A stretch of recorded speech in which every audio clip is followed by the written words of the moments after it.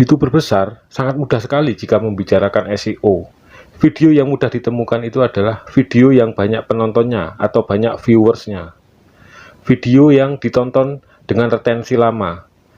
Jadi dia mengatakan video yang bagus itu video yang ditonton oleh penontonnya dengan lama, tidak hanya 1 menit 2 menit ganti. Tapi bagi YouTuber kecil, kata-kata itu sulit diterima. Bagaimana video kita, apakah bisa ditemukan sebagai YouTuber pemula? Kita mencari solusi gimana biar video kita ditemukan, tapi syaratnya sangat sulit buat YouTuber kecil, karena syaratnya harus banyak penonton dan harus ditonton dengan lama. Bagaimana bisa? Saya itu, YouTuber kecil itu mau mencari solusi biar banyak penontonnya, tapi syaratnya biar muncul itu harus banyak dulu penontonnya. YouTuber kecil tidak bisa menerima itu.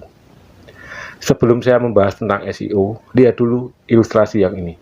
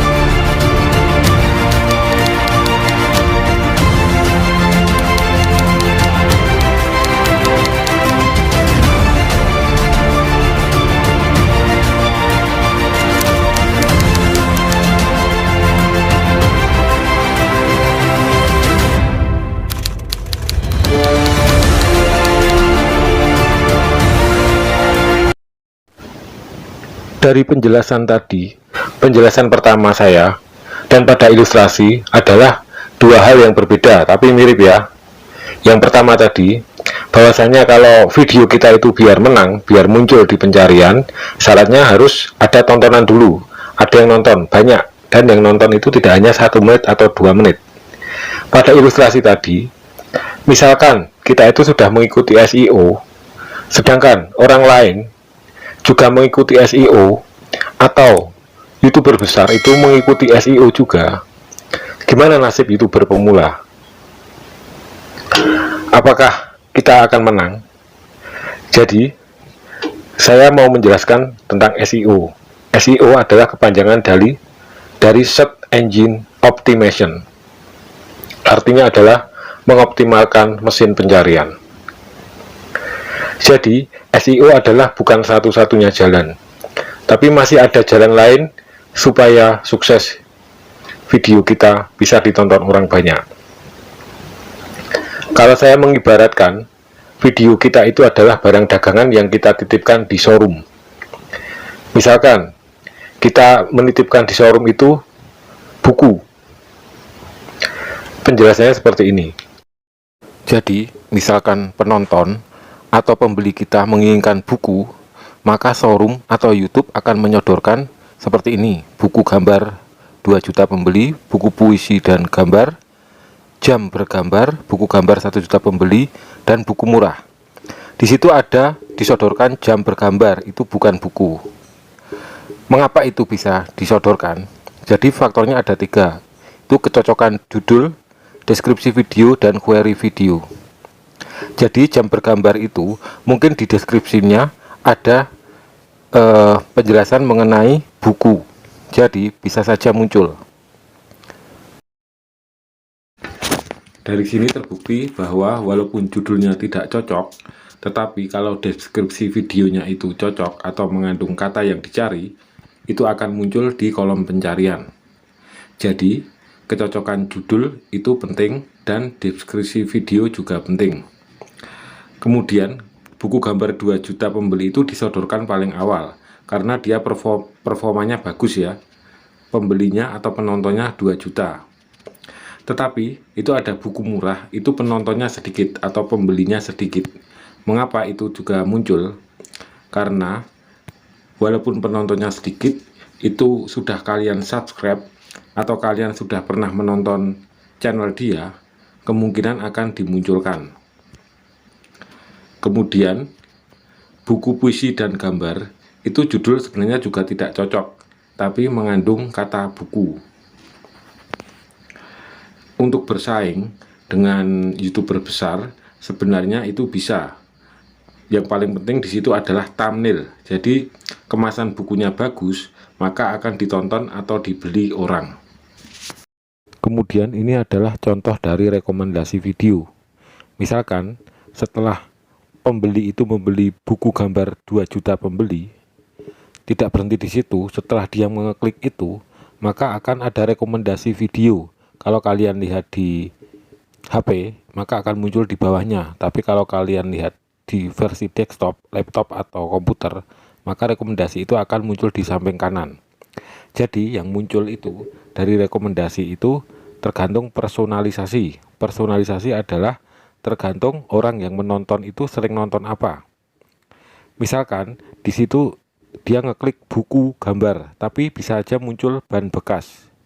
Mengapa? Karena dia sering menonton yang bertema dengan ban bekas.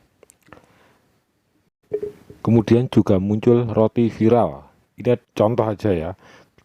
Dia menonton buku, tapi kok ada roti viral. Itu karena ada faktor eksternal. Jadi roti viral itu baru ditonton banyak orang atau baru dibicarakan banyak orang. Maka YouTube itu akan mengasih video itu. Kemungkinan penonton atau yang nonton itu suka.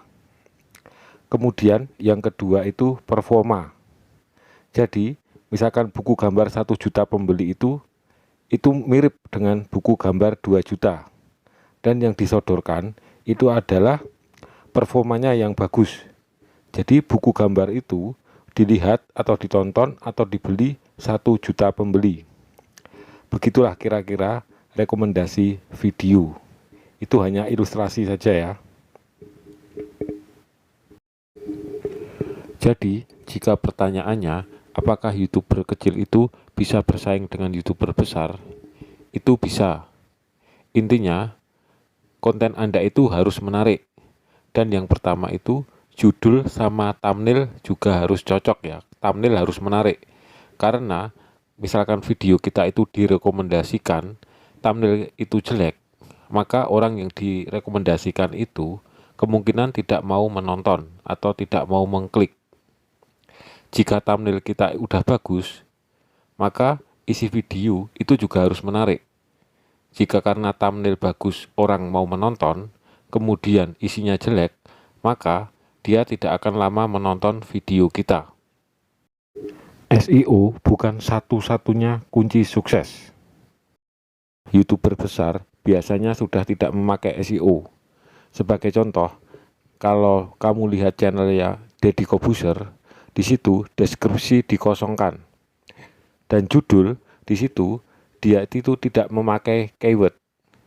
Jadi dia kalau seperti saya ya, kalau mau mencari channelnya Deddy Corbuzier atau pengen nonton, yang saya cari adalah nama channelnya, bukan judul videonya.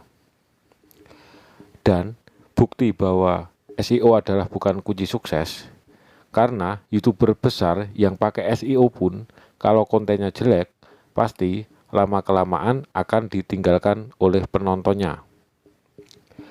Misalkan kalian bertanya, kunci sukses selain SEO apa dan itu cepat, yaitu pertama, kontennya harus bagus dulu. Yang kedua, kalian bisa minta promosi ke channel besar. Misalkan, kamu punya teman yang channel besar, kalian harus kolaborasi dengan dia. Saya kasih contoh channelnya Lek Damis. Dia itu bisa subscriber banyak dan penontonnya juga banyak karena dia dibantu oleh channel anaknya yang subscribernya besar atau YouTuber besar. Jadi cara itu adalah cara yang paling cepat. Jika konten Anda bagus, besar kemungkinan channel Anda akan cepat sukses. Jadi tanpa SEO pun kita bisa sukses. Jadi, intinya, kalau untuk YouTuber pemula, untuk melakukan SEO yang paling penting atau paling awal adalah thumbnail dan judul dulu. Jadi, misalkan kita berharap syaratnya video kita itu bisa muncul harus dengan penonton yang banyak, itu sangat susah. Jadi, yang paling penting judul dan thumbnail. Tapi, the king of SEO adalah konten video kita. Kalau video kita bagus, hasilnya pasti akan bagus. Tapi kalau video kita jelek isinya, materinya jelek, walaupun video itu sudah ditemukan oleh penonton, penonton kemungkinan akan meninggalkan video itu dengan cepat. Kesimpulan dari video ini, intinya SEO adalah bukan satu-satunya jalan supaya video kita rame atau banyak yang nonton. Jadi, banyak cara ya. Salah satunya tadi, yaitu dengan cara minta tolong kepada YouTuber besar atau kolaborasi, atau kita promosi dengan YouTuber besar atau channel yang besar. Terima kasih. Jangan lupa subscribe, like, share, dan komen.